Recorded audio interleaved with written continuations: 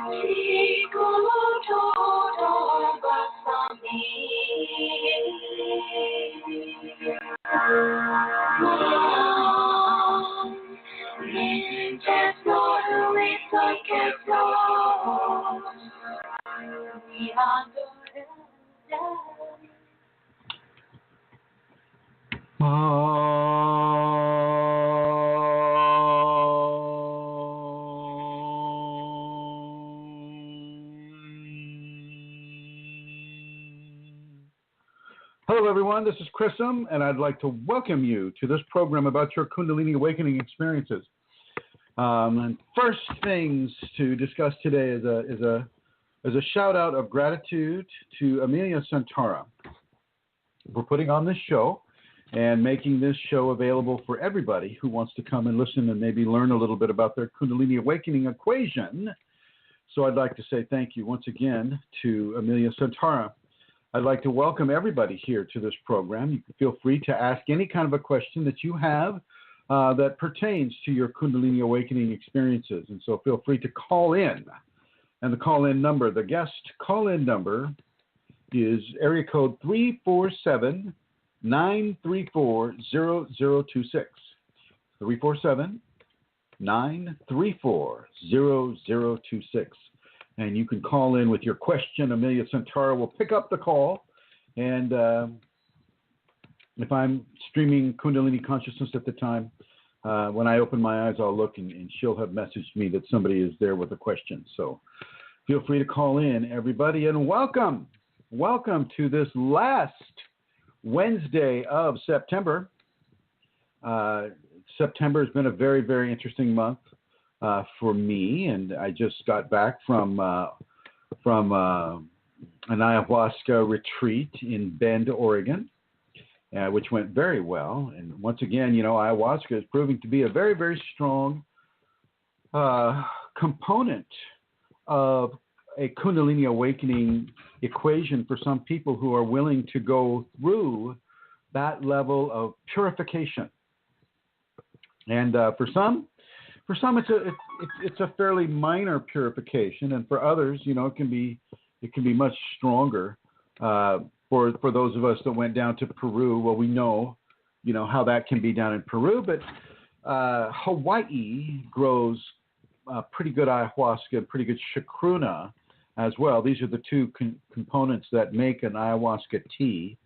And it's the tea that one drinks at the beginning of the ceremony, and which actually creates a level of the ceremony. I went to a place in Bend, Oregon called Camino do Amor, which I think means the road of love, or the road of love. And they were very nice people, very, very competent and very confident, and we all had a very, very good time communicating with the Kundalini. Now, when a person goes down into an ayahuasca ceremony with awakened Kundalini or even activated Kundalini, it can be a very, very different experience than those who are going into the ceremony without that amazing level of connection to the divine. And so the divine can come through in a very, very strong and very, very real ways.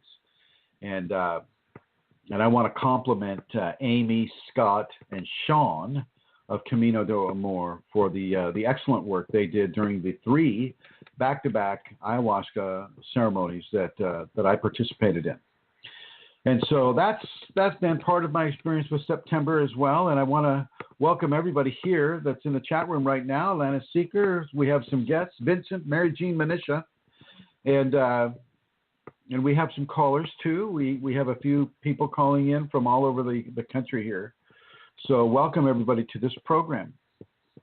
Now with regards to purification, let's talk a little bit about Kundalini purification.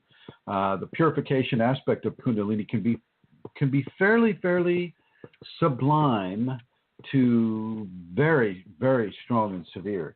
The difference, one of the main differences between an ayahuasca ceremony and the Kundalini awakening experience is that the Kundalini awakening experience is for the rest of your life, whereas the ayahuasca experience is for 5 hours of your life, 5 to 6 hours of your life.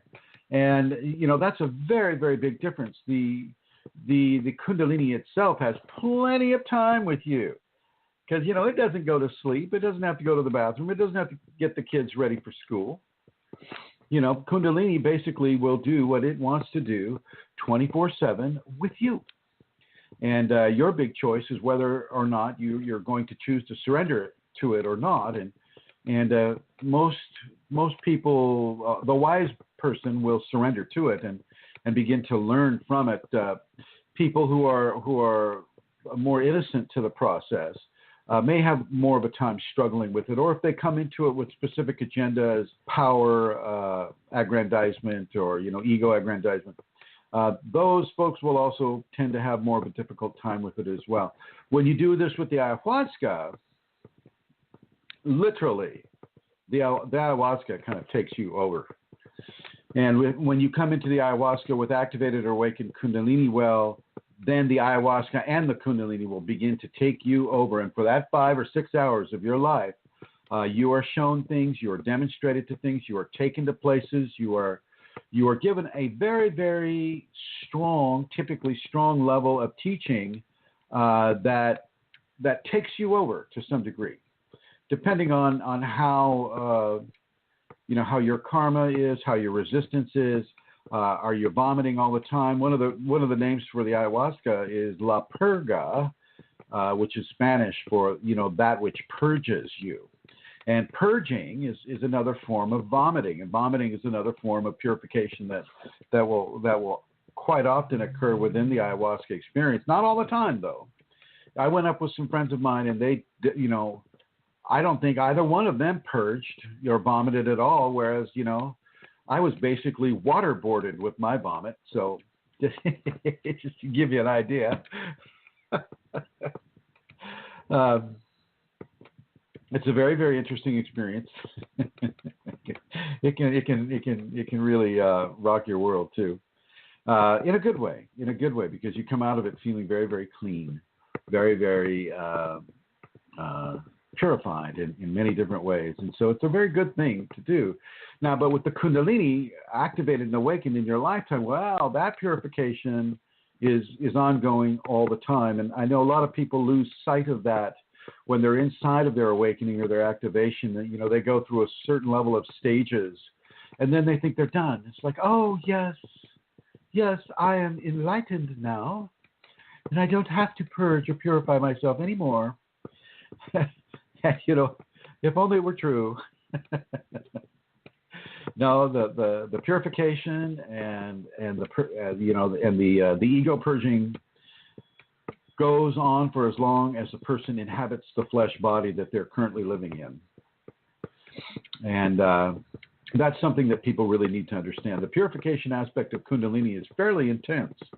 And at the beginning, when you're new to the Kundalini, well, it will seem very, very, very disruptive.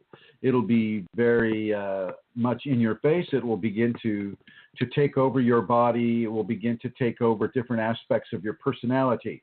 It will begin to augment your sensorial input, and that sensorial input will be magnified tremendously for the new person having the Kundalini.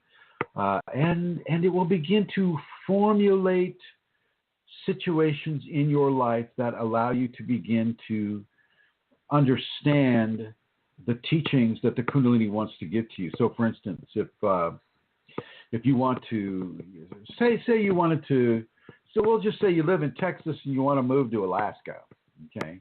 And let's just say the Kundalini wants you to move to Alaska, and you're there in Austin, Texas, beautiful Austin, Texas, and a very spiritual area of Texas, the city of Austin. But you're getting these pictures of glaciers and grizzly bears and salmon runs and beautiful mountain forested views, and you're feeling really, really pulled by your grace, your Kundalini, to go to Alaska, to move to Alaska. Well, all of a sudden you might start seeing license plates in your daily travels around town that are, the Alaskan license plate, or maybe all of a sudden you'll see something in the grocery store that comes from Alaska, like sockeye salmon, or some sort of a food option that is only available from Alaska. These types of things will begin to be placed within your awareness, and as they're placed within your awareness, you're being given a puzzle piece to a puzzle that is being presented to you by the Kundalini, and that she is helping you piece together as you trust, and as you look, and as you observe, and as you integrate these levels of information inside of your life. I didn't even ask for a sound check today. Typically on Blog Talk Radio here, I need to do a sound check because they don't give us a sound check option here. And so thank you, Manisha. Manisha Manish is the person who organized the Berlin seminar, the last seminar and very successful seminar that we did in the city of Berlin in the country of Germany. And I welcome some of the attendants there, like Vincent is here, and he was at that seminar as well was Amelia Santara. So as you begin to receive specific instruction from the Kundalini to do a certain thing, there will be levels of spiritual phenomena that will begin to coalesce within your current consciousness. And it will typically come in the format, kind of in oblique ways, really, like a license plate or a food choice or something maybe you're seeing on television that is showing, yes, the beautiful mountains of Alaska, and so on and so forth. And you begin to really start going, wow. So it's just not a little fantasy that I'm getting to move to Alaska. This is actually possibly a real thing, and I need to start looking at this in a way that begins to take this more seriously. And that is very important for people to understand. These phenomena are not being inserted into your daily life awareness just because she wants you to, she's playing into your fantasy. She wants you to take it seriously and to do this work. And so you might really begin to look what job opportunities, what housing opportunities, what kind of opportunities exist for you in Alaska, and begin to perhaps formulate what it would take for you to move to that state in North America. And so it's very important for people to understand that she doesn't give you messages just to play with you. These are typically very serious things, and you want to take them in a very serious way. Now, if you're having these right now, there's a very specific level of symbolism that is represented by some of the phenomena that Kundalini will bring to an individual. The color red, is typically used by the sacred feminine to call her children to her. And, this is sacred femininity. This is what scientists and the mundane mind thinkers would call Mother Nature. This is sacred femininity that would be represented in some of the major religions as the Mother Mary or the White Tara, any of the Taras of the Buddhist faith, and so these levels of phenomena that this force, this sacred feminine force is giving you. You need to start paying attention to. Why are you drawn to a certain thing at a certain time in a certain way? You start adding it into a Kundalini equation, And that equation will begin to make sense to you. Whereas any of the other, oh, it's just coincidental, or, oh, it's just random, or, any of these other excuses for why this phenomenon is occurring won't make as much sense as that which you're putting together when you begin to trust and acknowledge the amazing level of intellect and self-aware consciousness that the Kundalini brings of itself into you, into the individual that's having the Kundalini. Very important for you to understand that. Very important for you to begin to honor that in your life. Very important for you to begin to honor that in your life. And this comes right back to the understanding of purity and purification. In many, many ways, we need to purge ourselves of our fast, strongly held beliefs that science is all there is, and that spirituality, well, that's for those people that feel like going to church on Sunday, and hey, it's their option, but it's not mine. That type of thing. And divinity is a real thing. It is not something that somebody in a church made up to control large populations. What happened there is somebody decided to use a sacred scroll or a sacred source of information as a conduit to control large populations. But divinity really isn't about that. Divinity, from a Kundalini context, is about purification. It is about purifying your mind, your body, your psychology, your emotions, your spirit. And this will happen concurrently, all at the same time, typically. She's not doing the linear thing, one thing at a time, and then you move on to the next thing, and then you move on to the third and fourth and fifth and sixth. Typically, you kind of go into a level of barrage changes, barrage levels of development where, any of those 5 expressions that I just mentioned will come to you for levels of purification, for levels of purging, perhaps. If you have specific thought patterns that don't correlate with the Kundalini, well, then she'll begin to at first perhaps gently purge you of these things by showing you different options of belief system, but then perhaps if you're resistant, she'll begin to purge you in a much stronger fashion. Sometimes using your fear, sometimes using your wants and desires as levers and triggers for you to begin to understand Kundalini Divine in a way that begins to develop its an openness towards it within you. And that purification is what the ayahuasca does quite well. When you're over that bucket and you're just kind of like dry heaving, or even if you have the contents of your body kind of emptied out into there, you're really it's quite an amazing level of cleansing that a person can experience, and the Kundalini totally supports this.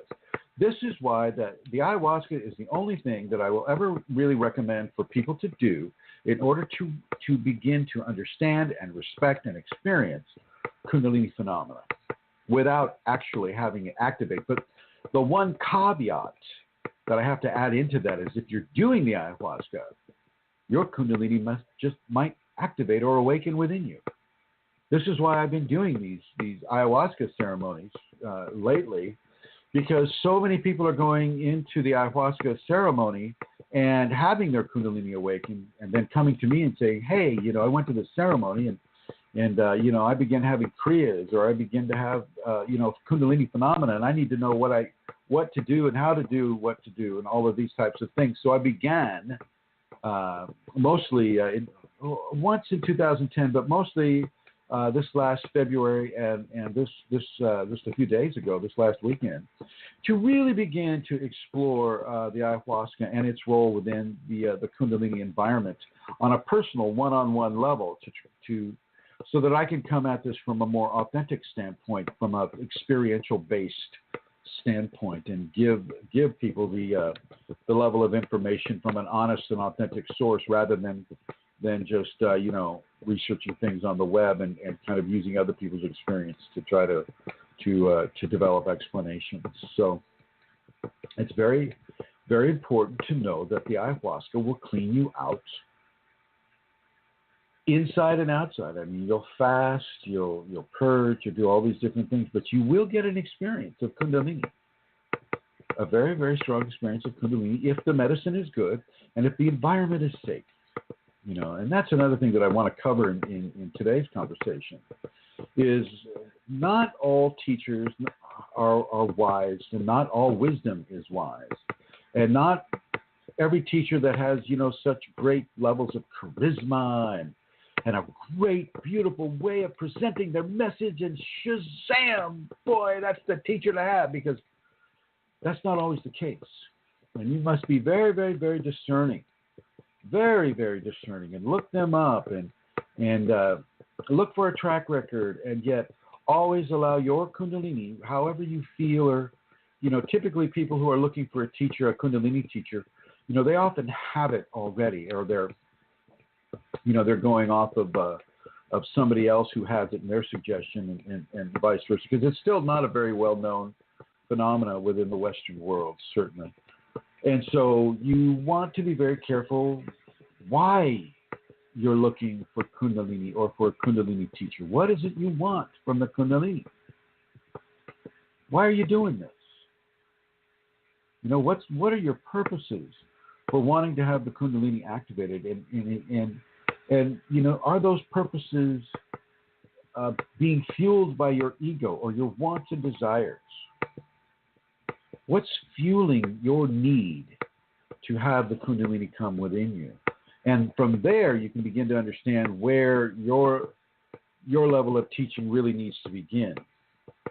You must find a teacher or a healer that can back up the authority that they may be having or they may be publicizing about themselves with the Kundalini. This person must have the Kundalini awakened. We're not talking about Kundalini yoga here. Those people are still sleeping. They're not awakened. They're trying to awaken for different reasons, typically for, physical/spiritual type of mechanisms towards awakening. This is what Kundalini yoga would be, or Hatha yoga, or Bikram's yoga, any of that type of thing. And a lot of them are just going into it because it's a healthy thing to do, and it creates flexibility within the body and levels of health within the body, but not the Kundalini. You get Kundalini and you go to a Kundalini yoga class, and they're going to kick you out because, first of all, they don't understand what Kundalini is. And second of all, you'll probably be slightly more disruptive than the herd of people that are there, doing all the same thing with all the same mannerisms and, just different levels of flexibility. Kundalini isn't for the faint of heart either. It's a brave, brave, brave new world that you're entering into when you begin to awaken that Kundalini. And so, within that context, you want to find a source of information that is clean, that is pure, that is not looking to suck energy off of you or drain your finances or rape you or misuse you in any irresponsible way. This is not the easiest thing to do. Lots of people like to practice magic. Lots of people like to do the Harry Potter thing, with witchcraft, or they like to be a sorcerer because it makes them feel more powerful because they're working at that mini mart all day long, and you're just like, yes, that's 98 cents. Yes, that's $1.20. Yes, the cream of the coffee's over there on the shelf. Yes, the milk is in the back freezer.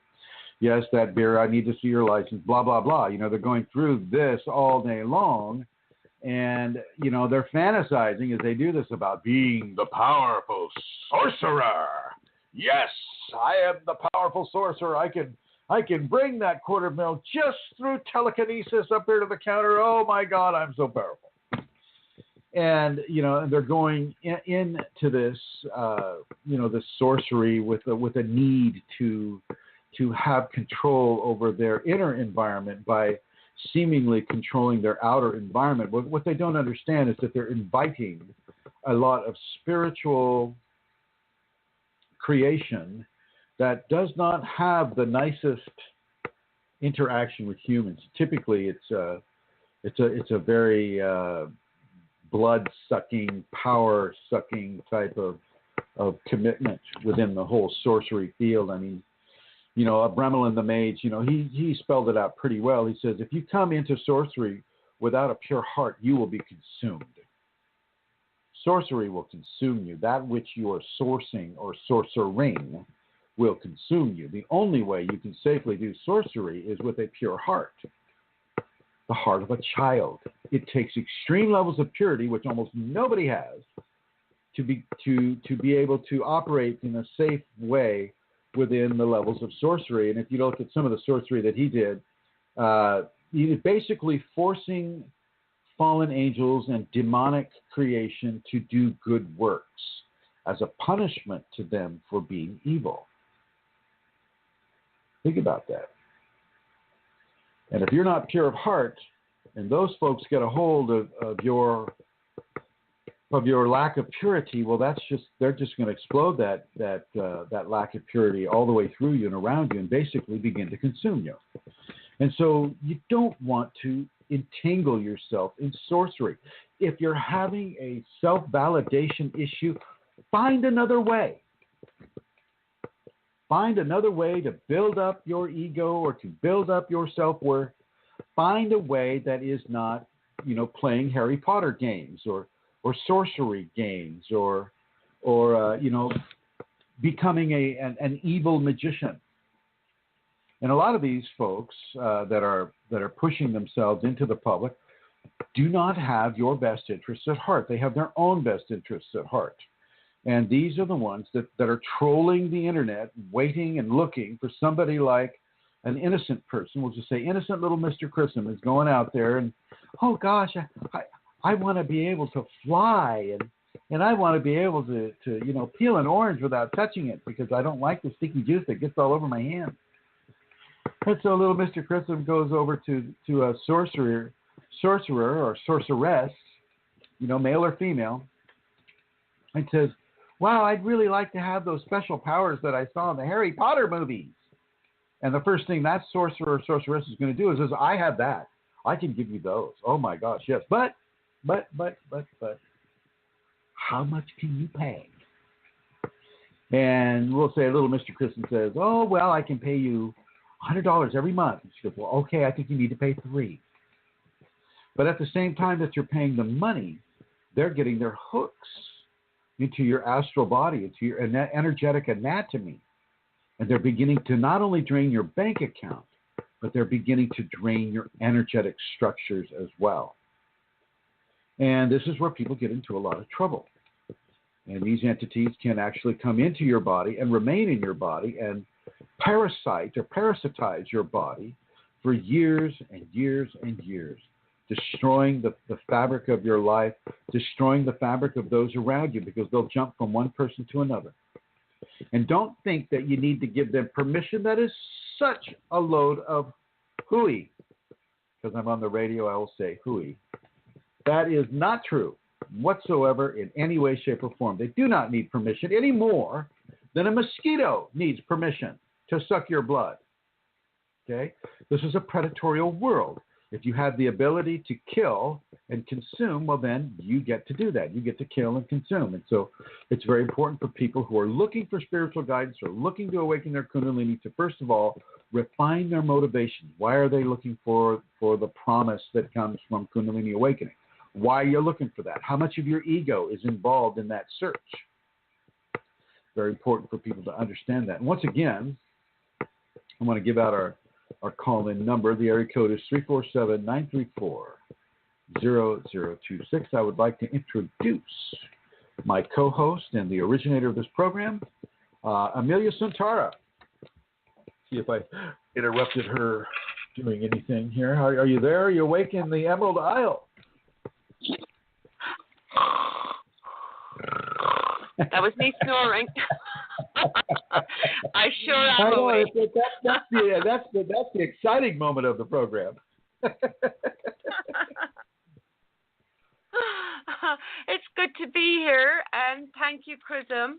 And as always, of course, it's an honor to be able to host the show and to offer a service to the Kundalini and to you, because your teachings and your messages that come from the Kundalini are so important for people, I feel. So it's an honor to be able to do this. And I'd like as well, Chrism, if I could now, to give out the website where people can make a donation to help support this work and to be of service in that way as well, if it is possible for them to do so.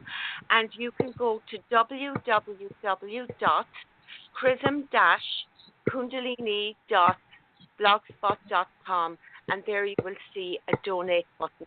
And all donations are gratefully received. And as I have often said, small donations are really important. Sometimes people feel, I can't really make a small donation. And I just want to say, yes, please. Yes, you can. Small donations all add up, and they are wonderful to receive. And it is a great service that you do when you can and when you are in a position to give a donation. So that's www.chrism-kundalini.blogspot.com. And that's the only announcement, because we don't have any seminars coming up in the immediate future. I know, my gosh, what an unusual scenario. Yeah, we're very, very clear. Our schedule is clear. And there may be an opportunity to go back up to Oregon and do some more of the ayahuasca. I'm not sure I'm going to partake of that, but others may. I'm talking to you, Vincent, if it's possible for you to make it over there. I'd like to welcome Joey, Jeannie, Rosemary, some callers that are calling in on the telephone, listening on the telephone. And I'd like to welcome every one of you here to this program. When we talk about sorcery and magicians and people that have been basically taken over by an evil entity or a dark form entity, we are talking about people that no longer really exist behind their eyes. Yes, they blink and they smile and they talk and they sniff and they cough and they sneeze and they hear and they taste, but that's no longer them behind their eyes. That is a discarnate entity that was not born of that body. It is a possession. And this is really what I'm trying to warn people against in this program today, is to not put themselves in a position where possession can occur. One of the reasons I bring it up is because, during the ayahuasca experience, it can be very, very, very clear that a person does have a possession, and that possession is going to be expelled to some degree by the ayahuasca itself, by the vine, the consciousness of the vine. When you mix the chacruna, which is a Psychotria viridis in Latin, and you mix the ayahuasca, which is Banisteropsis capi in Latin, when you mix those two constituents together, a form of a plant consciousness is formed. And that plant consciousness is highly attuned to the Kundalini state with an individual. And that state is intelligent. It is intelligent. And it allows itself to see where the lies and the dishonesty and the untruths and the levels of purification need to take place within the individual, far beyond what the individual would even be aware of. That ayahuasca, this is why the ayahuasca knows, and this is why the people in South America and other regions where ayahuasca is currently being used, they familiarize themselves with that consciousness of the ayahuasca, and they begin to communicate with that consciousness, and they begin to communicate in the ways that would allow them to assign terminology to the ayahuasca as a person. And you'll hear people say, yes, Mother Aya or Mother Ayahuasca told me to do this, and that, or Her Holiness Aya, the Lady of the Vine, also told me to do this or that, and she showed me in a vision, how I needed to do these things and how I needed to clean myself up and how I needed to begin to change my life, to add this practice or subtract another practice, to do what I need to do in order to bring myself closer to a divine parameter.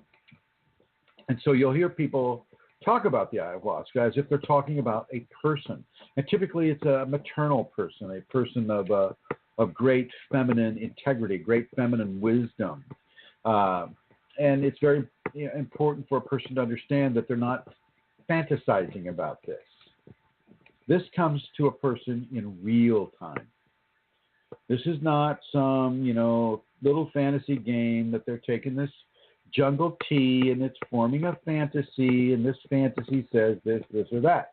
This is not that at all. This is real. This is real. It's as real as the vomit in the bucket that you're blowing into. Okay? It is real. And that reality begins to fragment some of the hard-held belief systems that people frequently go into an ayahuasca experience having.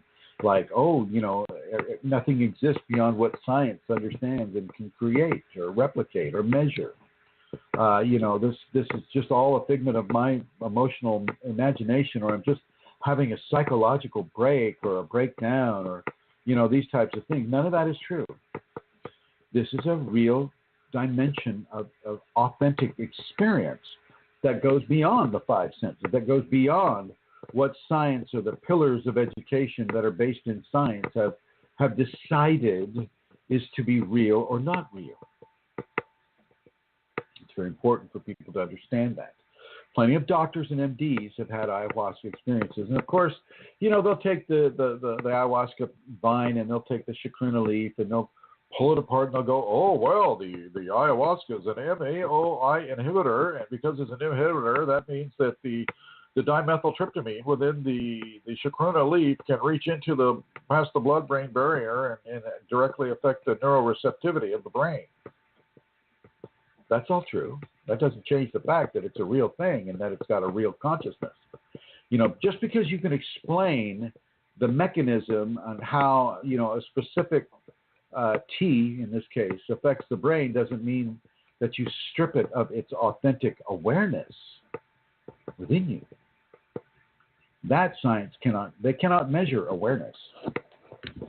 They don't have an awareonometer yet. Unless you're from Ireland, of course. That's a different deal. If you have any questions about this, I want you to feel free to call in at 347-934-0026. And so as you come into an ayahuasca experience, let's just say you've been playing around with the Ouija board or playing around with channelers or playing around with sorcery or really getting into Harry Potter and wanting to become a witch or fly around on a broomstick playing some sort of a soccer type of game. If you're doing that with any seriousness, you are opening yourself to entity infestation, the phenomena of a discarnate consciousness that does not have a flesh body coming into your body and trying to usurp the seniority or the decision-making function of your brain, mind, body, spirit, emotion, and physical being. And this is very important for you to understand because this happens quite a bit. All you need to do is look at the politicians in Washington. A lot of them are into these very, very, they would call them sacred. I'd call them profane. But they're all into their little secret societies, making love to dead bodies or sacrificing children or doing whatever malignant type of scenario they're doing. And they do that in order to give themselves into a level of persuasive power that allows them to hold on to the political power that exists within the United States. And it's not just here in the States, it's all over Europe and it's all over the world, really. And many of these discarnate entities have an agenda of controlling the world as they want it to be rather than as humanity might want it to be. And so this is why the oceans are falling apart. This is why the marine ecosystems are falling away, because greed and commercialism have replaced ecology and caring for the environment.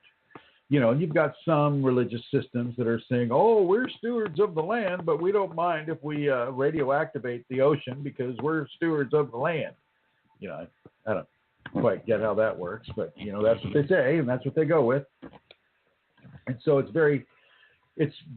when you look at this earth from a Kundalini standpoint, you can really see where the levels of destructive distraction are. And some of these levels are in pornography, in rampant commercialism, in the quest for power by groups of individuals, or the quest for control and that type of thing.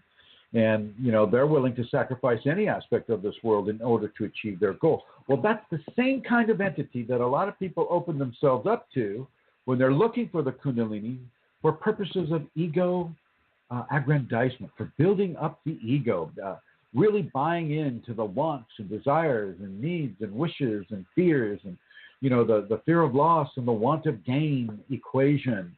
This is what these entities will want to glom onto. And sometimes you come into this world and you have the trigger for Kundalini already with you. You're part of your karma.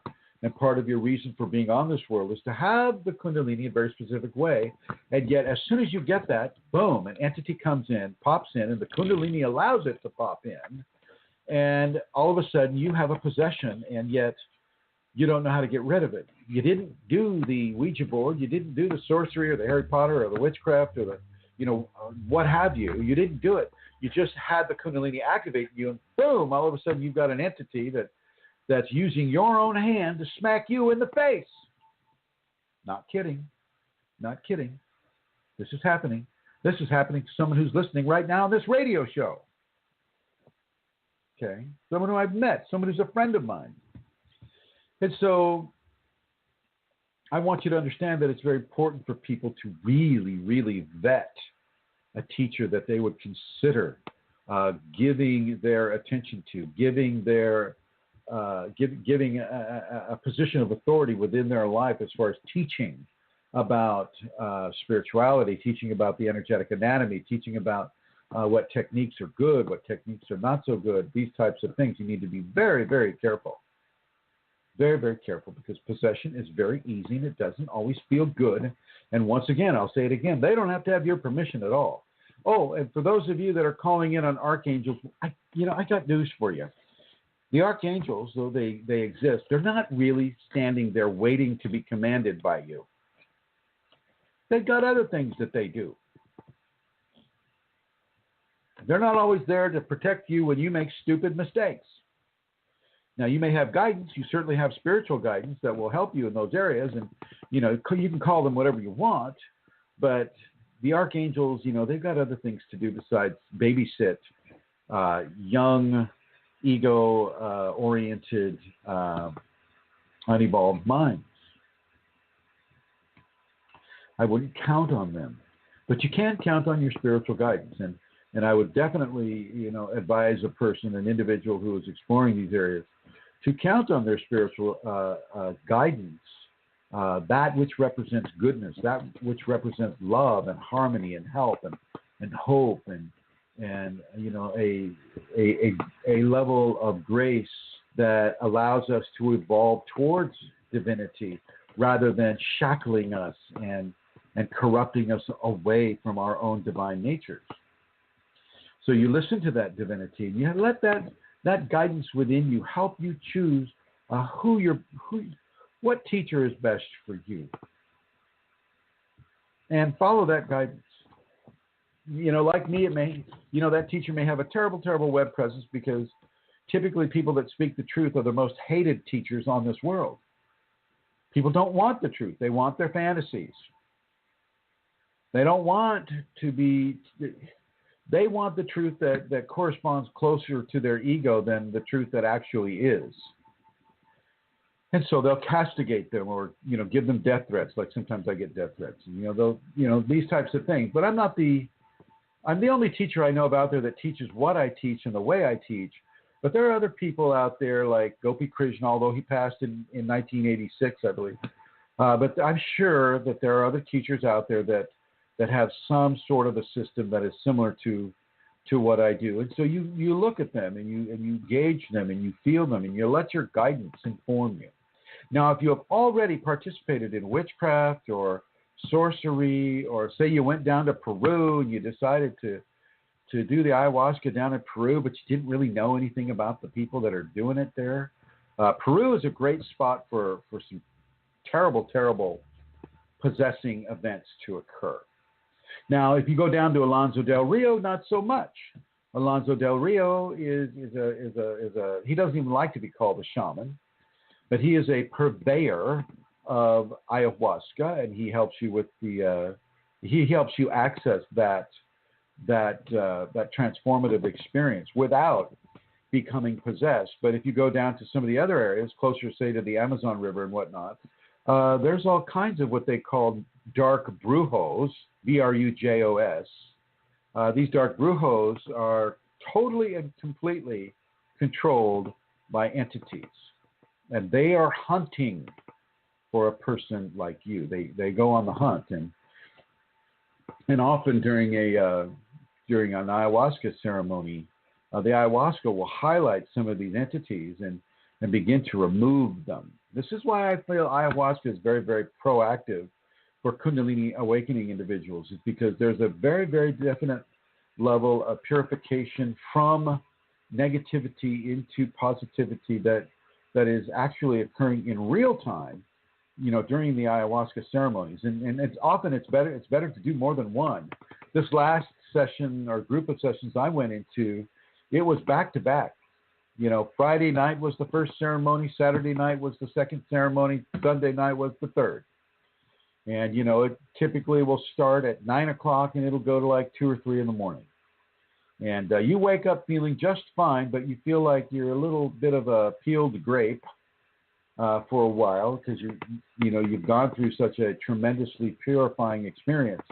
You kind of feel like you have some raw nerve endings up there, but it works, and it works well, and it can really, really help an individual. So let me bring Santara on board here. So Tara, tell me a little bit about your ayahuasca experience that you had recently. Oh, you mean the one that I had in Europe, Chrism?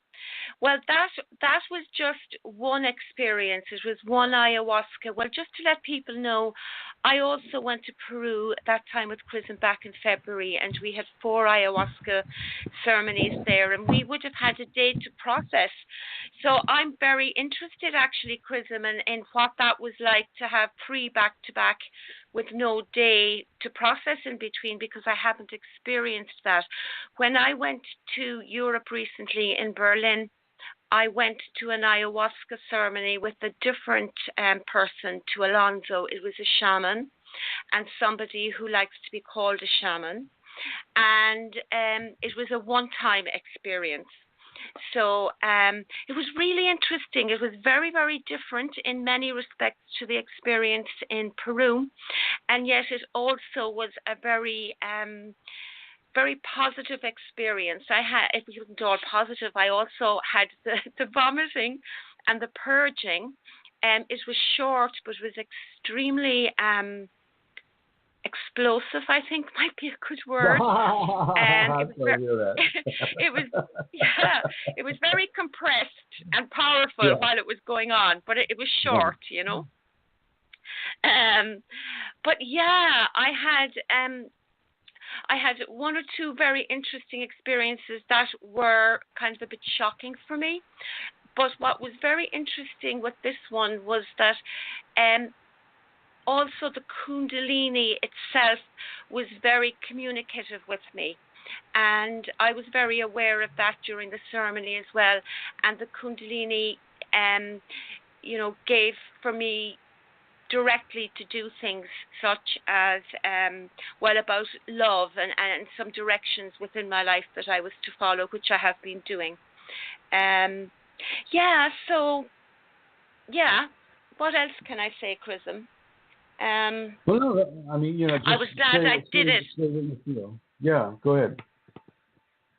I was glad I did it, but it was different. I mean, you've mentioned there about the mixture of the tea and how that it is the chacruna leaves with the ayahuasca.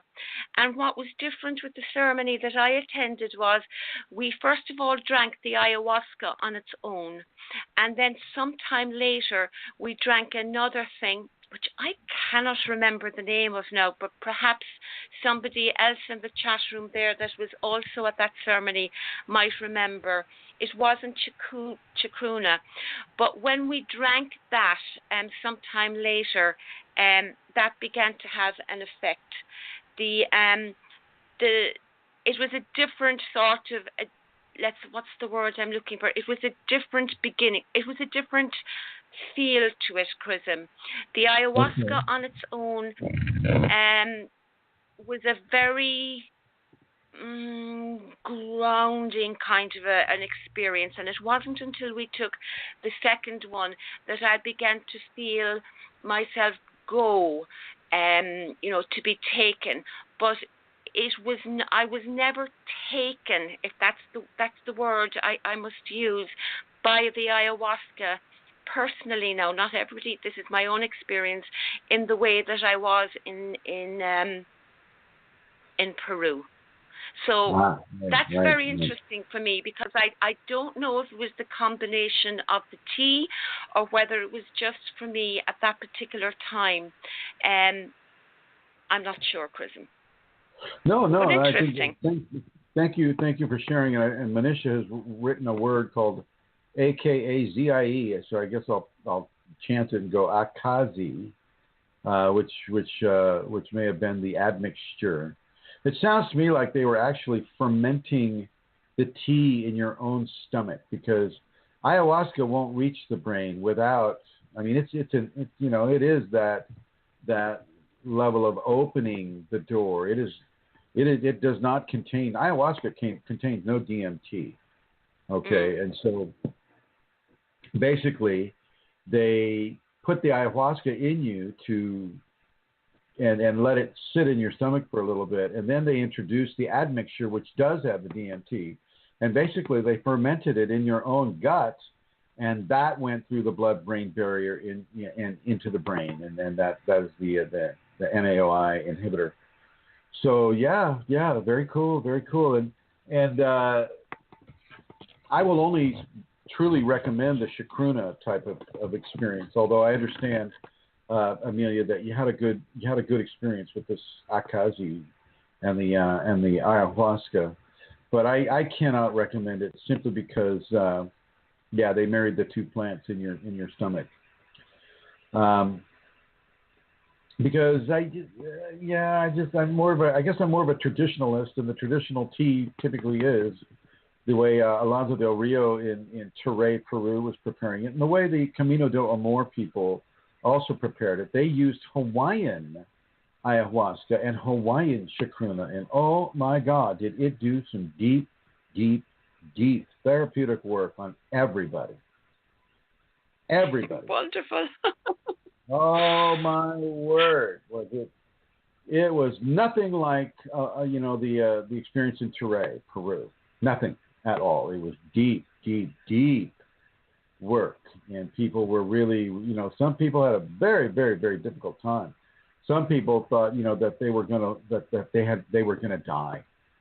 It was so strong. It was so very strong, and it literally took you over. And when you're doing it back to back, Amelia, like we were doing it down there or up in Oregon, in Bend, Oregon, it was extremely volatile. I mean, the first ceremony hit you incredibly hard. It hit you so very hard. And then the second ceremony, less than 24 hours later, it hit you. It continued the message that it wanted you to receive, but in a less hard way, in a more of a benign way, in a way you were getting acclimated a little bit more. And then the third ceremony basically finished it off. It was a great trinity. I do suggest it. It is a good way even though you're not having that day to process, it is a good way. It's not too much, and you don't get your brain fried. Your brain doesn't get fried. That's interesting, because the very first ceremony in Peru, Chrism, that for me was really difficult. I remember coming out of that, and nobody else had such a. I just remember thinking I found it hard, even with the day, to go into the second ceremony, and I've been thinking, I don't know, could I have gone into it again without the full day to process? That sounds really challenging to me. But you're saying it's not. Very good. And I remember my first experience down there with you in Peru too, and it was very powerful. It was so powerful, I lost consciousness. And so it was very, very, very powerful experience. But it was a great introduction. I have to admit, it was a very, very good introduction to the ayahuasca for me. To actually strong medicine ayahuasca. It was very good, and I did see the Shakti Kundalini. She met me there straight up. I was sitting on her head, and she's the one that took me out, took my consciousness out. And so, the first experience in Peru was very, very beautiful, but it was not the kind of deep internal work that we did at in Bend, Oregon. This literally laid you out. And they didn't know all the rules. Some of these places, you have to sit up straight next to the wall, and you can't make a sound, and you have to kind of barf politely, and which I never got. How do you barf politely? Remember that? What was that like in Oregon? Yeah, of course. Oh my God, and in Bend they gave you this huge bucket, which didn't give you a lot of confidence when you went in there. It's just like, wow, a big bucket. It's just like, what are you saying with that? And literally there were people that had to empty out their big bucket, and then come back. They had it was all indoors, so there was all the bathroom and all that. But it was very, very, very, very, very powerful, deep work in Bend, Oregon at the Camino del Amor. And if you can get it, then you can really do it. Yeah. Sorry, can I ask? That's a beautiful part of the country, isn't it, Chrism, as well? What was the, being in Peru, for example? In the desert. It's a desert. It's a desert. I thought it was a mountain. Oh yeah, full on desert. It's between mountain ranges, and these mountain ranges block the clouds, and so it's been turned into a desert by virtue of the mountains and the weather patterns. And so you have high chaparral. You have the air is tinged with sage. It is so good smelling, and it's so quiet. And the stars at night are just literally like a diamond bracelet falling into your eyes. It's just really gorgeous. It was very, very beautiful experience there. And it was a nice facility, a very beautiful house, a very nice place all the way around. I strongly recommend, people to, but they're closing down. They are closing down because they set themselves up with an ayahuasca ceremony schedule that really is kind of like worked the shamans to the bone, and they just want to stop for a while. And so Camino del Amor is not going to be, it won't be existent this time next year. They're going to finish out their schedule and then they're going to go. Yeah, but I know the shamans, and so, and they'll be doing their work somewhere else, like maybe down here in California, down in the San Luis Obispo area, and then maybe I might just go ahead and organize. Good night, Manisha. I will maybe organize a ceremony down in the San Luis Obispo area. And so if people are interested, this will be the same shamans that I went to this last weekend. And we'll go ahead and see if we can set something up. And I was also looking at setting something up in in Florida as well. So you Floridians that might want to participate in this extremely beautiful, purifying experience, then you need to go ahead and give me a contact. You can contact me at Chris Mitchell on Facebook, or K as in Kundalini or King, FIREF, as in Frank, ORALL at yahoo.com. So that's KFIRE4ALL at yahoo.com. You go ahead and shoot me an email, and if you're interested in participating in either one on the West Coast or the East Coast in Florida, you go ahead and let me know, and we'll begin to set some things up here. I have other students that want to do the one in Florida, so the one in Florida is looking like it's going to be a little more doable. I know for people that are coming in from Europe, Florida would be the cheaper option. So, and it's a beautiful place. Florida's a wonderful, wonderful place to do this type of work. So just an FYI about that. Now, when you do the back-to-backs, that was one thing I was concerned with when I was in Peru. The back-to-back ayahuasca experience, you think you're going to fry your brain. You think you're going to, it is a powerful experience. And yet, I didn't feel that way at all. And iMagic Art is asking me, he says, "Hi, Chrism, can you speak on the difference between taking ayahuasca versus LSD or magic mushrooms in a Kundalini context, as well as the dangers of an entity attack taking ayahuasca versus LSD or magic mushrooms?" Yes, Mr. Art, we can do that. Not much of a chance for attack during the ayahuasca experience, because once again, that is purging you. It's not inviting things in. And if you have responsible shamans like you would have at Camino del Amor, they won't let it in. I mean, matter of fact, their whole purpose there, they don't even call themselves shamans. They call themselves healers. And what they're doing is they're taking out a conscious energy that does not belong in your system. That is what they do. And they use it by connecting themselves to specific trees. And so when they start out a chant and it goes something like, Eyahum. Well, the Eyahum is the part of the Icaro that is invoking a very specific kind of tree. And this tree energy begins to go into you vis-a-vis the ayahuasca that they also drink. They also drink it. And but they've drank it so many times that they're not immune to it, but the ayahuasca is providing a conduit of communication between that energetics of the tree and the healer and what's going on inside of that person. And so they'll come up and they'll just start taking entities out of people like right and left, all over the place in the room. And they take them, they don't leave them in the room, they hook them up to source. Now, when you're taking LSD or magic mushrooms, it's very, very, very different scenario.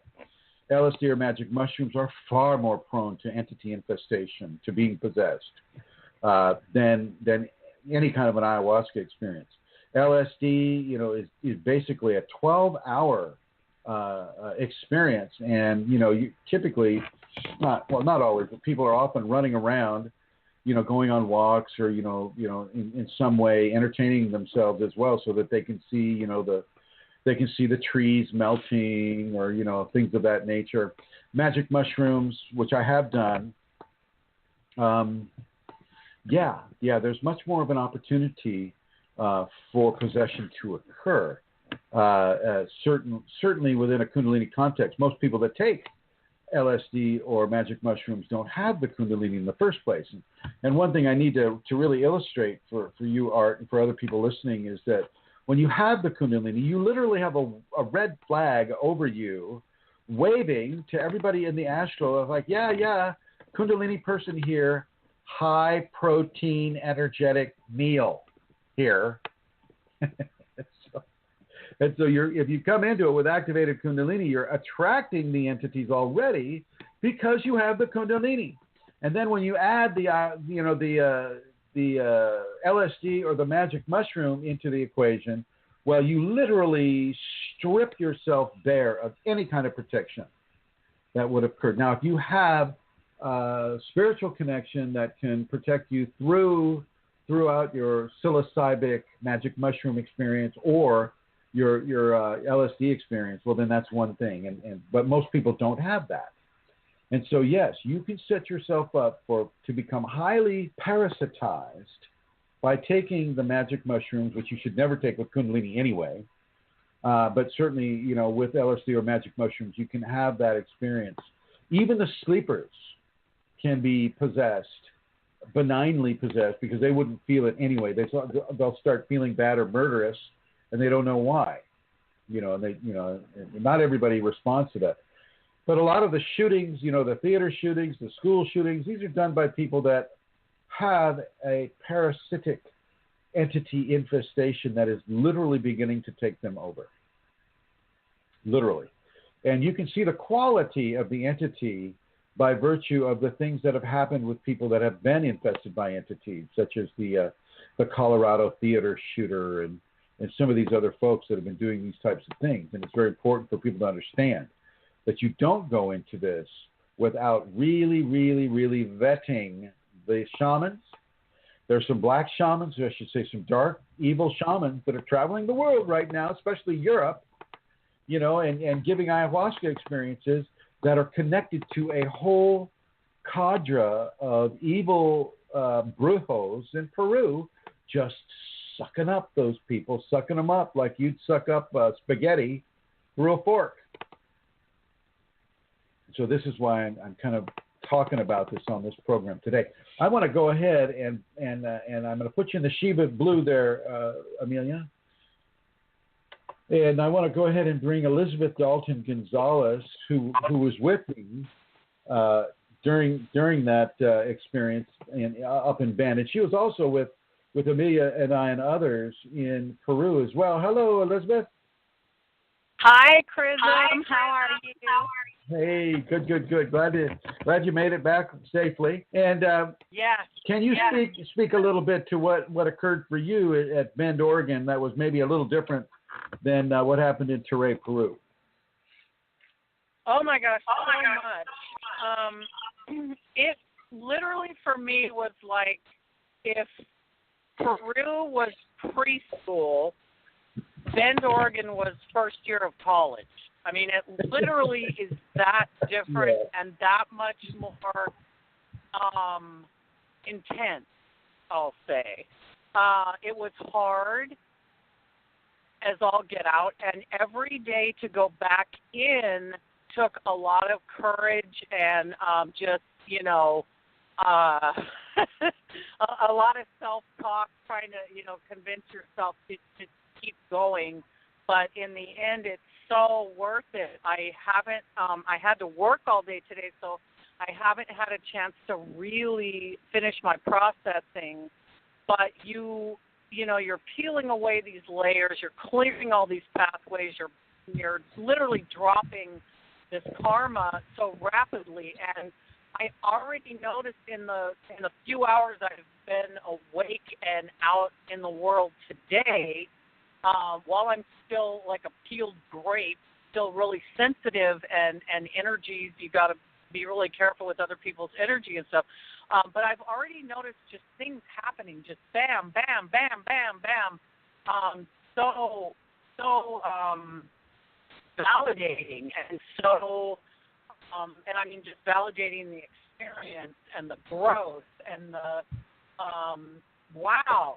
So I'm excited to spend, you know, the rest of the week and be able to do some meditating and get out in the forest and, you know, not be around people so that I can soak the rest of the experience in it and just continue my processing, because so much happens and it's hard to just take it all in. I'm still, my mind is blown, just blown, and in a good way. It was a pleasure. It was an extreme pleasure to participate in those types of ceremonies with you, Elizabeth. Thank you. Thank you for you're the one who set it up. Thank you for setting it up. Kundalini sure did that. Yeah. And thank her. Thank her for me as well. Yes, because she kept me in the dark as much as, which is kind of funny. She kind of kept us both in the dark until we got there. We really found out what was going on. And then it was too late. You know, but, yeah, it was too late. Can't run out, right? But yeah, she led me there, and in some ways like tricked me. But it was definitely for my own good. It was definitely productive. Oh my gosh. And so it was productive all the way around. It was productive for everybody. So I don't even mind that she tricked the heck out of me. But it got us there, and and it leads to the understanding that we have contact and resource with actual healers, shamans that are responsible, that are not trying to trick you or possess you or hurt you in any way, shape, or form. We have vetted them for you, ladies and gentlemen. And that came straight from Elizabeth's Kundalini. I had also heard good things about these people before Elizabeth set this up. And so when she did set it up, it wasn't very hard for me to say, okay, let's give it a try. And I can tell you straight up from authentic experience that these shamans that we used were very, very responsible, very, very resourceful, very, very powerful, and very good. Very good people. And Magic Art says, thanks, Chrism. I wish I knew that back in the days before engaging in LSD mushrooms during Kundalini activation. And I just want to say something to you, Mr. Art, that if you do have any kind of an understanding that, say, you feel that you're being parasitized by entities and whatnot, you can do an ayahuasca ceremony and be relieved of that burden. You do not have to live the rest of your life having somebody else pull the strings of your mind, your emotions, your body, your ego, and your spirit. Ayahuasca is one of the things that is sent here by divinity to be able to help people rid themselves of this type of an infestation. And so people don't have to do that anymore. Am I right, Elizabeth? Can I hear an amen? Yes, amen. And I wanted to say, too, these shamans spend so much personal time with each person. It's a much smaller group they accept each time. And, man, they just are doing healing after healing after healing on you and helping you and working with you. And, oh, my gosh, it's amazing how much they do for you and with you. I didn't expect all that attention. I mean, and you need it for sure. But, wow, no wonder they're tired.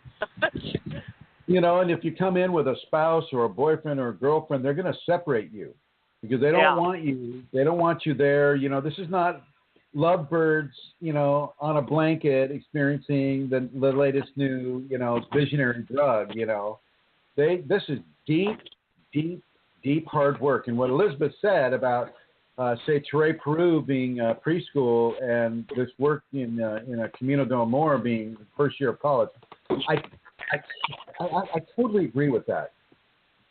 The level of intensity and the level of healing, that kind of work was just amazing.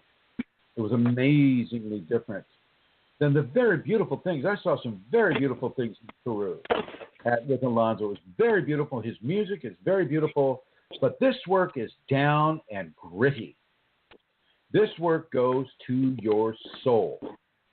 This is the work where you want to get rid of entities. And if any of you have entities or an infestation, then you can give me an email, and we'll go ahead and try to set up a ceremony with these shamans, at least two of them. Probably won't be able to do all three of them because one's heading off to Florida, the other two are staying on the West Coast. So, but boy, oh boy, it was very, very powerful, very beautiful way to de-infest yourself, to take out those levels of discarnate consciousness that may have lodged in themselves in your body for years and years and years and years. You may have felt depressed but didn't know why. You may be on some sort of a drug right now, Prozac or some sort of a drug, Ambien or, trazodone, whatever. You may be on some sort of a drug right now that is really dealing with the symptoms of entity possession rather than some sort of a brain problem. And since MDs don't really recognize entity possession, they just, attribute everything to some sort of brain dysfunction. Your brain's probably just fine. The problem is you've got this discarnate consciousness causing you issues that you don't own. They foist those issues off on you, trying to make you think you own those things. Okay? All these healers do are remote. He comes up to me. He comes up to me in the middle, towards the end of the ceremony. One of them does. Sean comes up to me and he says, in this very authoritative voice, he says, we're really here just as we're here to deal with disagreement. And I said, disagreements? He says, yes, disagreements. You have your body and you belong to your body, and there are those that want to share it with you without your permission. And we take care of those who do so. That's exactly what he said. And I was so pleased to hear that. So very, very pleased to hear that, because that's exactly what a lot of Kundalini people need to experience. Yes, Elizabeth. Oh, no, I don't know why it did that. Sorry. Now, does Laranya have any kind of a message she would like to say to the people here? Gosh, not at this time, because I haven't even had a second to. I literally got home yesterday, slept for 12 hours straight, because you only get maybe 1 hour sleep a night while you're there, and then processing on the way home, and then first thing this morning, I had to go open the store by myself and work all day, and I just got off like 10 minutes ago. So have not had a second to even accept anything that she said. So, sorry about that. I understand, my dear. I understand. I'm going to go ahead and put you in the Shiva Blue. Thank you. Okay. Thank you, and thank you, Laranya. Now, I'd like to go ahead and begin the question and answer period of the program right now. And once again, I'm gonna offer up a guest call-in number, which is 347-934-0026. So if you have a question about your Kundalini that you want answered, I will answer it to the best that my Kundalini allows me to answer it. And in the meantime, Her Holiness, Miss Amelia Santara, may have been able to collect some questions. Have you? I have indeed, but can I just say thank you to Elizabeth. It was great to hear her voice and wonderful to hear her input and to hear her say, kindergarten, and this was like first year in college. Wow. That sounds incredible, and it was really good. Thank you both for sharing. Great to hear, Chrism. Thank you. So I will go on, and the first question today are a couple of questions that have been sent into my inbox from somebody who hasn't written before, and so may I read the questions together, because I think that would be the best way. Okay. Okay, so I was wondering if Chrism could speak about split viewing and what's going on there. Why do we see the demons, etc., on other people? Are we ever supposed to try and help the person, or is this always just a warning for us to stay away? Why is it that with this interaction, some people are brought down, but others move more strongly into their hearts? Does the Kundalini draw these people with the dark energies into our experience as a test for us, or is the darker forces attempting to halt the Kundalini awakening? And I can repeat those later, Chrism, if you wish me to. Please do. Let's just take one question at a time. I just wanted to give you a sense of... Let's just take one question at a time. Okay. Well, then the first question is, could Chrism speak about the split viewing and what's going on there? Split viewing. Okay, split viewing is when you're able to perceive visual phenomena with your physical eyes and then shift and perceive visual spiritual phenomena with your sixth chakra or your third eye. That's split viewing. For me, and the way I teach it is it's I would have you walk around a room and see it with your eyes closed. And you practice that. And then, of course, it's easy enough for you to walk around and see the room with your two lower eyes open, but it's much harder to walk around a room and see it with your two lower eyes closed and your third eye open, or partially open. It's not going to be all the way open. The third eye is not all about visual stimuli. That's a very small part of the ajna, or the sixth chakra, the third eye. But it does have that capability of discernment, visual discernment. And so split viewing is about being able to see entities, being able to see spiritual-based phenomena as it conjoins or joins up with physical phenomena. So, for instance, if I'm sitting in a restaurant, and I've done this, so I'm sitting in a restaurant and I see, I'll split view the other people that are there, so that I can see what entities are bothering them, what's standing next to them, some of those types of scenarios, and then then I know what's going on around, and I can offer a prayer of healing. Sometimes I'm allowed to go right in. The Kundalini is the arbiter of what occurs, with that. One day I was eating lunch, and I saw a guy that obviously had alcohol problems, and alcohol is one of the best ways to get entities, by the way. Alcohol and THC, or cannabis, marijuana. Those open up access points within your energetic anatomy that allow discarnate consciousness to come in. Even more so than what I was talking about, Mr. Art, iMagic Art. We were talking about LSD, mushrooms, and ayahuasca there. Well, alcohol is the worst offender in these ways. Absolutely the worst. And then a close second would be marijuana as well. And then, something that's equal to alcohol, and that would be methamphetamine. And methamphetamine will burn through your ajna so fast that you'll be able to see the demons that are chasing you, wanting to consume you. So, this is why you see a lot of people that are on methamphetamine running and screaming for their lives, and you won't see what's chasing them because you're not split viewing them.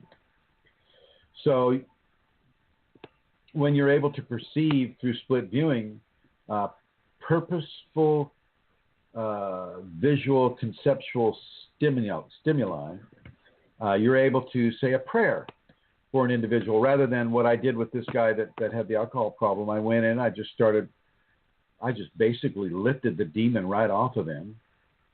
And he turned to me and he said, "Back off, Jack." Just like that. It scared my dogs. Sorry, Tika. "Back off, Jack." And because he was used to having his entities there. And so, of course, I backed off. But it was interesting to see and to experience the response. So, yeah, that's what split viewing is. And go on for the next question, please. Next question. Why do we see the demons, etc., on other people? Are we ever supposed to try and help them? Yeah, you see demons because you're able to do that by virtue of the Kundalini. Kundalini can open up these areas where you can see these types of things. So that's why that occurs. Are you supposed to heal them? Well, then that's a different story. You can ask your Kundalini if you should do that. But the safest bet really is just to give that person a prayer from divinity. Say a prayer to God for that individual to be healed and balanced in the way that is most appropriate for them. Next question. Or is this always a warning for us to stay away? Not a warning. Okay. Why is it that with this interaction, some people are brought down, but others move more strongly into their hearts?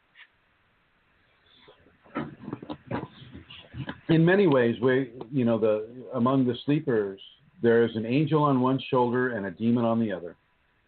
And it depends on the choices they choose to make in regards to the information they choose to respond to that will determine whether they fall or whether they rise.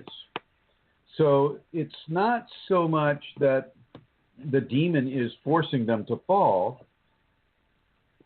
It's the person that is choosing to perhaps make some more challenging choices and decisions in their life that will cause them to fall. Now, if you have the Kundalini, you'll feel that in real time. Most of the entities that will come to you will be negative.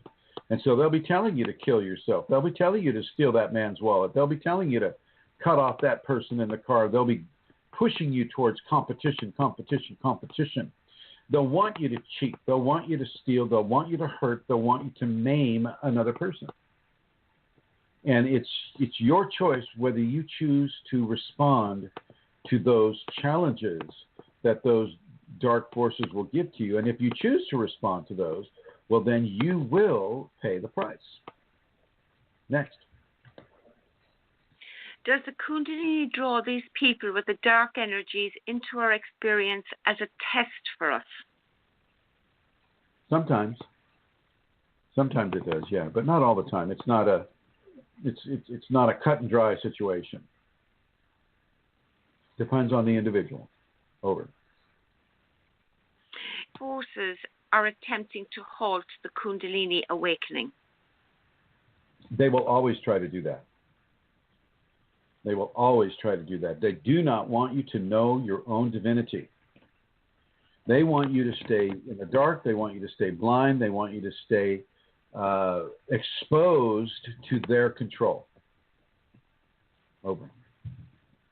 I have a question on the Thank you, Chris. on the chat room. Yassine is asking me, Dear Chrism, can you get rid of a hungry ghost by fasting? Well, I mean, the irritation of fasting, if you fast really, really strong and very, very deep, that will create an imbalance in the body. That'll create pain in the body. And that hungry ghost might leave because of the pain that it's experiencing by your choice of a fast. But the best way to get rid of a hungry ghost is to not allow yourself to do anything it suggests that you do, especially of a negative quality. So you use behaviors to mitigate whether a hungry ghost is going to stay with you or not. So if the hungry ghost is telling you to steal that man's wallet, you give that man $1. You reverse it. Okay. If it's telling you to hurt that child, well, you do something kind for that child or that individual. I mean, you do the reverse. Okay. That's how you can really begin to detach, because the hungry ghost doesn't want positive things. It wants negative things. It wants to hurt you, and it wants to hurt others through you. So the more you do kindnesses for other people, which is why this is part of the safeties, the more you do the kindnesses for other people, the less attractive your energetic expression is to that hungry ghost. That's my response to you, Yassine. Go ahead, Amelia. The next question, that's the end of that series of questions from that person, Chrism. Thank you very much. The next question comes from somebody who writes in regularly, and his question is, why is illness amplified during Shaktipat period? Why is the illness amplified? Yeah. It isn't. I mean, it might be for that person, but it's not amplified for everybody. I mean, that's not a fact. That's an individual response. So if the illness is amplified in that individual who asked the question, that's one thing. But it's not amplified for everyone by any stretch of the imagination at all. But one reason why illnesses can be amplified is that the Kundalini will turn up the pressure on those viruses. It will turn up the metabolism of the body. It will really begin to amplify every aspect of a person's metabolism. And that in and of itself can come to an individual as a feeling of an illness or a feeling of an imbalance within the system. And so it's very important for people to stay hydrated and to keep their electrolytes good and to make sure that they're listening to their Shakti Kundalini and how they want to eat, what they should consume, what they shouldn't, that they're doing their very, very best to exhibit kindness towards others and forgiveness towards others and, gratitude to the Kundalini, gratitude to perhaps the Shaktipat teacher that's giving them the Shaktipat, gratitude to God. It's very important to use gratitude as a way of securing a healthy and happy response to a Kundalini Shaktipat. Over. Thank you, Chrism. The next question is, would a Kundalini active person with a genetic marker for a specific cancer have less of a chance of developing that cancer than a brother or sister who does not have Kundalini awakened? Yes. Yes. The Kundalini is not constrained by genetic markers whatsoever. Now, that person's karma might have a say about whether or not that person develops the cancer, but the Kundalini itself, if the Kundalini in its cogent and understanding way determines that person has finished enough of its karma, of that person's karma, for them to continue to be cancer-free, well, the Kundalini can usurp the control and the authority over that body, and that person will not have that cancer develop. Over. Thank you, Chrism. That's the end of the questions, and the rest now are from the groups. Okay. Is hair fall associated with the opening of the crown chakra? Is that normal? And what is the remedy for it? No, it's not associated with it. I mean, you can get hair fall, but it is not because your crown chakra is opening up. It's because the Kundalini is changing your metabolism. You're not metabolizing, and you're not developing keratin and your A's, B's, and C's and D vitamins are not being metabolized in the same way. And there's a whole level of energy that's coming into the crown chakra from the Kundalini that will literally curl the hair. And sometimes, because of the person's diet, too much sugar, too much alcohol, whatever, tobacco, people can have hair fall based upon what they're eating during a Kundalini awakening. During a Kundalini awakening. Okay, it's not the actual opening of the crown that really determines whether or not you can have hair fall. That will, it will curl the hair, and it will color the hair.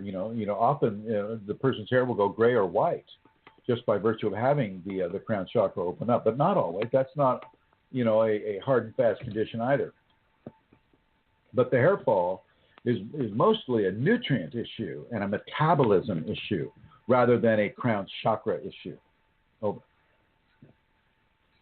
Thank you, Chrism.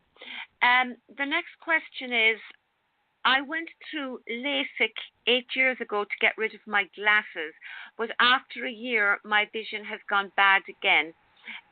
Also, I have double vision. My question is it possible to get normal vision from Kundalini? It's possible, but you made a huge mistake allowing somebody to cut on your corneas. Corneas, you can't find those on sale at Walmart very often. Okay. Corneas are a very, very valuable organ of the eye, and to have some guy come in and begin to slice your corneas for LASIK surgery is a huge mistake, in my opinion. You should have just been happy wearing glasses. One thing that's coming up for me is pinhole glasses. You may want to try pinhole glasses, and that may allow you to focus better Pinhole glasses are typically used for presbyopia, but it may also help a person in this scenario. With the double vision and with your corneas being messed up like that, it's possible.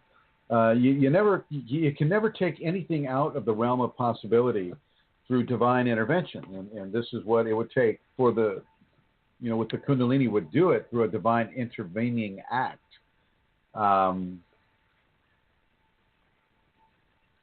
Some mistakes are very, very difficult to correct. It's kind of like asking me, well, Chrism, because it was the latest fad and I thought it might help me, I went ahead and gouged out my eyes and ate them after deep frying them in garlic butter. And I want to try to correct my vision again. Do you think that Kundalini would regrow my eyes? Well, it won't typically regrow your eye. And it won't typically regrow a cornea.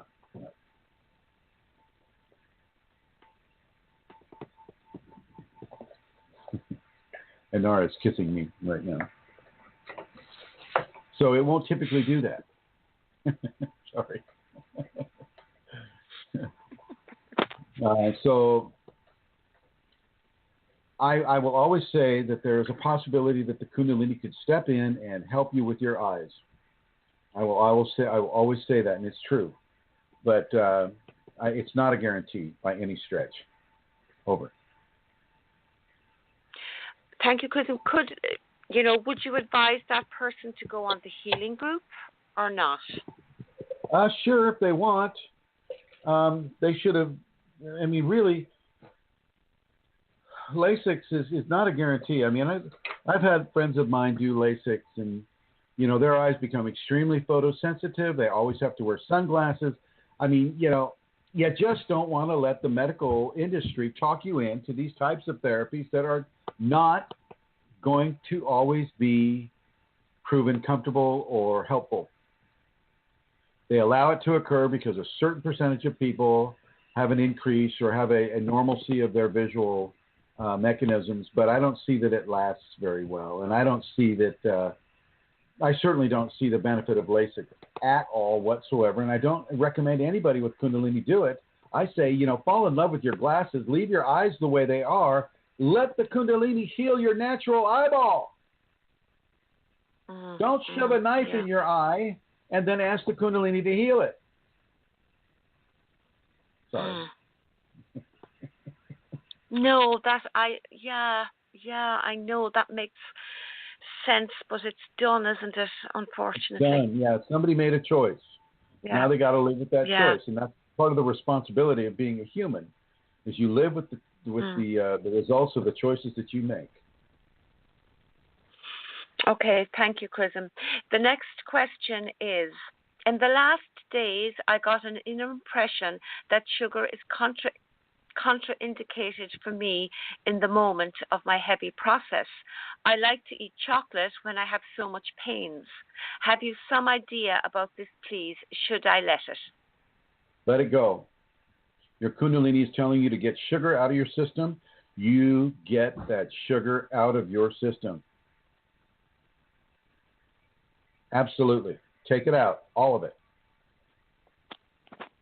No chocolate, no caramels, no fruity drinks or candies or popsicles or ice cream.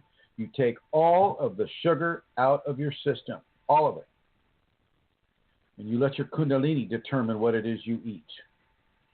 You let your Kundalini do that. Just a second, folks. Go ahead and tap dance for me, would you please, Santara? Tell them about sugar. Okay. Well, sugar is not good. Chrism has always said in his teachings not to eat sugar, corn syrups or any of the artificial sugars.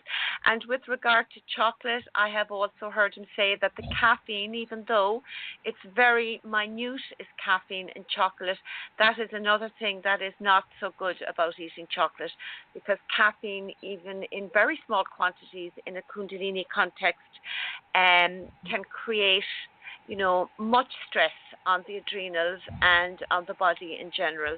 So for that reason as well, this person is saying they would like to have chocolate. So I think Chrism would be saying don't have it, not just for the sugar, but also because of the caffeine content. Well, there's that. And I think I hear him coming back. There's the caffeine, and caffeine is definitely contraindicated, but sugar is too. We have way too much sugar in our diet in this country and in Western technological societies. Way too much high fructose corn syrup. Stay away from that anyway. And even when the Kundalini says she doesn't want you to have sugar and you're having a heavy experience, my gosh, ladies and gentlemen, you have got to obey that. You have got to obey that, or, fairly deleterious things may happen to you, especially inside of a heavy, heavy, heavy Kundalini transformation. The person is already kind of pinned to the floor by the Kundalini. You don't sit there and go, oh, gosh, I really want some chocolate because I'm being pinned to the floor and it's so, helpful for me to be pinned to the floor. You take out everything now that has sugar in it, especially artificial sugar like high fructose corn syrup or white sugars, processed sugars. And I don't care if it says organic sugar or fructose or whatever they like to hide the sugar, whatever name they like to hide the sugar behind, like agave, which is really such a lie. That's just another form of sugar. Do not take any sugar whatsoever. Unless she allows you to eat some fruit, well, then be grateful for the sugar that's in the fruit, but nothing like chocolate ever until she gives you that clearance. Over. Thank you, Chrism. And I suppose sugar, it's a real kind of addiction thing as well. And it's when people eat chocolate, I suppose I'm talking about myself, when I would have been in that position where I would be eating chocolate or what would be considered comfort, something for comfort. Yeah, what you're really doing is avoiding, aren't you, the situation that the Kundalini, you're resisting really. Totally. It's an act of resistance. If she's telling you to take out sugar, you better take out all forms of sugar that you can possibly think of that you're consuming, and that would certainly include chocolate. Over. Mm-hmm. Okay, thanks, Chrism. The next question is, can you tell me what is the significance of kriyas? I had heard the purer the person's soul becomes, he or she has less kriyas. Is this true, or is it related with something else? It's not true at all. I mean, the more pure, and of course, we're deciding, we're dancing around the idea of what purity is. What constitutes purity? I mean, that's something that needs to be answered. But we'll just go ahead and make the common assumption that purity means that a person is doing goodness and grace, and is releasing attachments, and is releasing, the egoic control of their life response. And so the purer you get, the more kriyas you can have.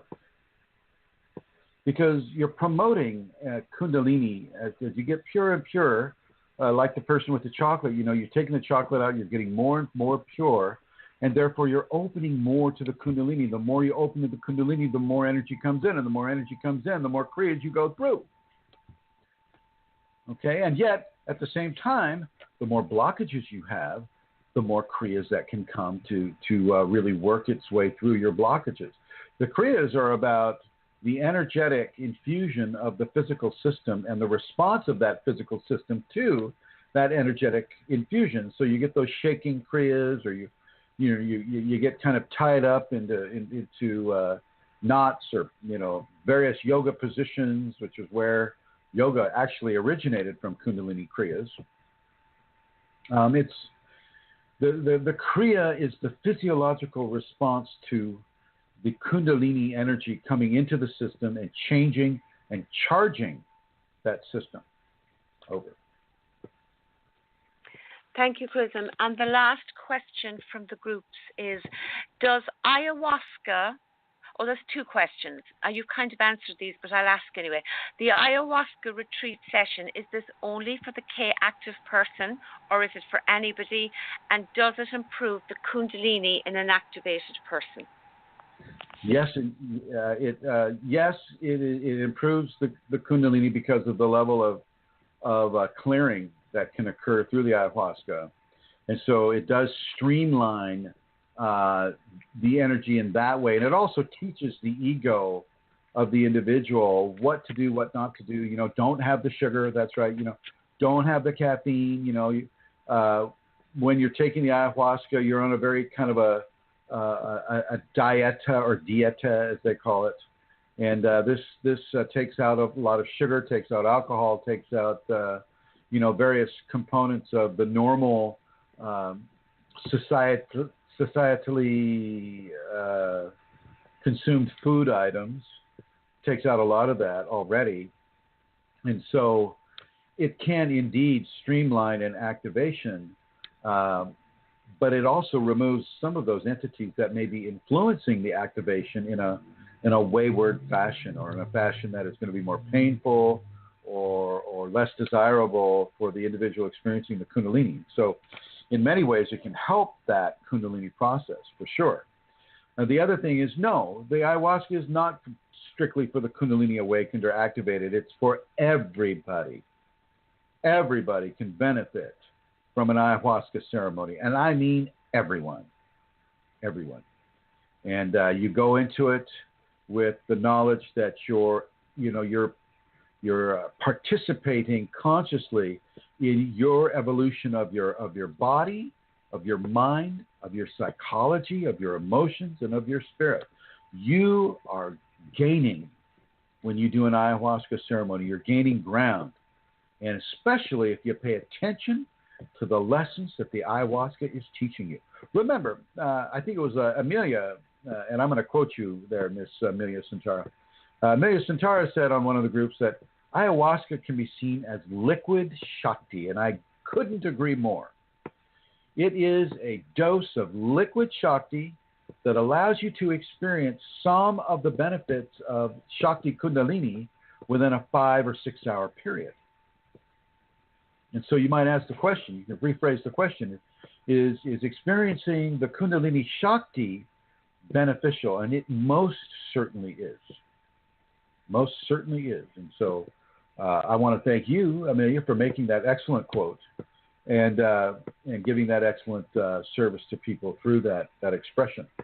No, it is for every single person on this world, and especially in the Western technological societies that are so lost into their gadgets and into their, their sugar and their alcohol and their escapist medications, their escapist drugs, their laziness, their lassitude, their lack of individuality, their conformity. It really begins to break people out of the societal shell that has been developed around them through always looking outside and hardly ever looking within themselves, without going within and seeing that the kingdom of heaven is truly within. It's not outside. It's not with the latest iWatch or, the latest drink or the latest fashion or the latest whatever. It's about going within, going inside yourself and experiencing the grace that has always existed inside yourself, but you've been so focused by virtue of society on what is outside of you. You've been so focused there that you haven't really taken the time to look deep within yourself. And when you take that ayahuasca, well, you get a look at what is deep within. And it is beautiful, my friend. It is extremely beautiful when you look deep within yourself and you see that shining, beautiful, loving, helpful, kind, and considerate person that you are, even though you may not be expressing that way in your life right now. The ayahuasca will show you the truth of who you are, rather than the lie of what your ego would want you to think you are, or entities would want you to think that you are. I want to make that clear. When you go within, and certainly when you go within with the ayahuasca, not only are you purging your body of toxins and some of the residual of pollution of modern day society, but you're also able to grasp the illuminated diamond that you truly are, the love that you truly have, the kindness that you truly have, the amazing intelligence and the amazing connectivity to the omniverse that you already have and have always had, but have never taken the time to explore. You are all angels in the making, saints in the making. And that ayahuasca experience can help you do that in a short term. Ayahuasca is definitely a short path. It is a short path. It's not as short as the Soma path, S-O-M-A, which is that ancient recipe of 5 different plants that would take people directly into Kundalini immediately. Boom. Which is the worst way to go into Kundalini, but that's what they thought was the best way in the ancient times. They've lost that recipe, thank God. I think God actually lost that recipe for us. Now, I'm more of a long path person. I didn't take drugs to have Kundalini. I didn't walk the short path to have Kundalini. It kind of did me, and it has always done me since I came into this world. But not everybody has that facility, and so I suggest you do the long path. I suggest that you take the time to develop prayer. You take the time to develop meditation. You take the time to do selfless service for other people without expectation of being paid or rewarded in any way. I suggest that you take the time to get really, really deep and personal in a loving way with this world, with the environment, animals, with the insects, with the primates, with the birds, with the fish, with the virus, with the bacteria, with the oceans, with the waters, with the earth, with the air. There are manifestations of life that science hasn't even discovered, that you as a person engendering a Kundalini expression can actually see and participate with. I suggest that you take the long path and that you enjoy every step. Every step of that long path is a beautiful step towards grace.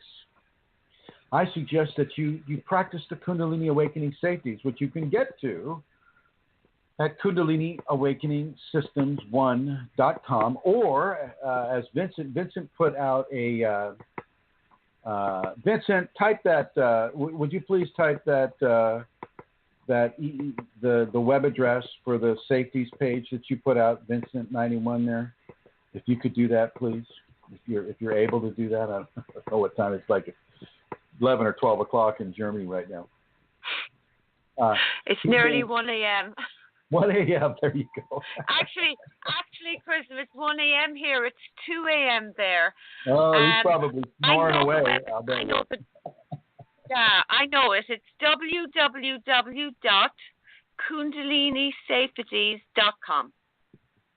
Ah, great. www.kundalinisafeties.com. I suggest you practice those. I suggest that you really, really begin to embrace spiders, S-P-I-D-E-R-S. I suggest that you really begin to embrace all life forms, but certainly the Kundalini life forms like cats, wolves, spiders, praying mantises, serpents, top-of-the-line predators, wasps and bees and bears and orcas and all the different dolphins. I suggest that you really begin to embrace all life in the patterns that they have been given in your area. In Canada they've got polar bears. Well, you don't have polar bears in Hawaii, so in the place and the pattern that has been given where you live, embrace all the life that is there. Embrace, but especially embrace those animals that represent Shakti Kundalini, and those would be the top of the pyramid predator species. Like you don't get, there is not a single spider that I know of that it's a vegetarian. Not a single one. They all take life from life, just like we do. Okay? So I want you to embrace your inner spider, embrace your inner serpent, embrace your inner jaguar, embrace your inner butterfly, even though that's not a predator. Embrace your inner grace and allow that grace to embrace you and really begin to walk the path of Kundalini enlightenment.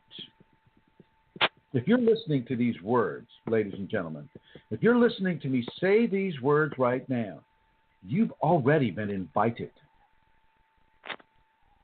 And the Shakti in me is coming through my voice right now into your eustachian tube, through your eardrum, into your central spinal channel, and it is beginning to infuse you just by virtue of listening to this voice.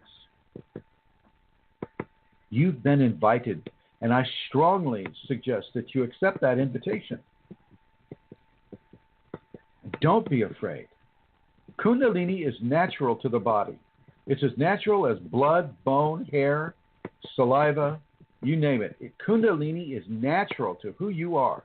And the body knows exactly how to respond to a Kundalini activation and awakening. Body knows. It's only your ego that does not know.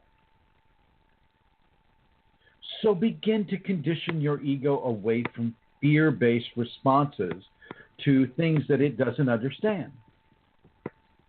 Begin to condition your ego to accept the strange and the beautiful, the different and the wonderful.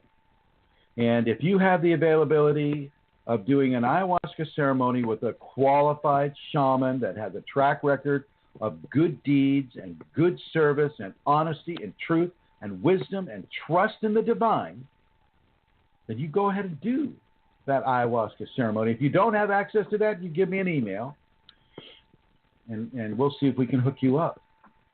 In Peru, you can go to Alonso del Rio. He is ethically responsible. Here in the States, you can go to one of the three or three of the three or two of the three that I experienced this past weekend. I'm going to give you time to say a last word there, Miss Amelia. Well, I don't have a last word, Chrism, just to say thank you very much to you and to Elizabeth and to all our callers, everybody in the chat room, and I look forward to being here again this time next week. Well, I, too, would like to thank you, Amelia Cintara, and Rosemary, and Jeannie, and Elizabeth Dalton Gonzalez. I would also like to say thank you to Alana Seeker and the four guests that we have, Manisha Vincent 91 and iMagic Art. Thank you for asking your excellent questions. And I want to reiterate what I said before. Embrace your Kundalini. Stop living in fear. Your body knows how to process Kundalini awakening. It's only your ego that doesn't. So move away from the fear and move into the grace. And I will end the show the way I've begun it. And here we go, folks. Ah.